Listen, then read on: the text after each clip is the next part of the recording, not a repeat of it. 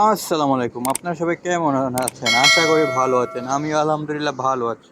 আমি এখন চলে যাচ্ছি দুবাই ইন্টারন্যাশনাল স্টেডিয়ামে, বাংলাদেশ বনাম ভারতের ম্যাচ দেখার জন্য। আমি এখন স্টেডিয়ামে চলে আসলাম। স্টেডিয়ামে এসে প্রথমে আমাকে টিকিট কাটতে হবে।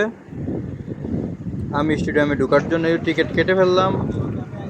আমি এখন টিকিট হাতে নিয়ে চলে গেলাম স্টেডিয়ামের সামনে। স্টেডিয়ামের কিছুক্ষণের ভিতরে স্টেডিয়ামের ভিতরে পৌঁছে গেলাম। স্টেডিয়ামে ঢুকেই শুনতে পেলাম শুধু দুয়া দুয়া বলার আওয়াজ।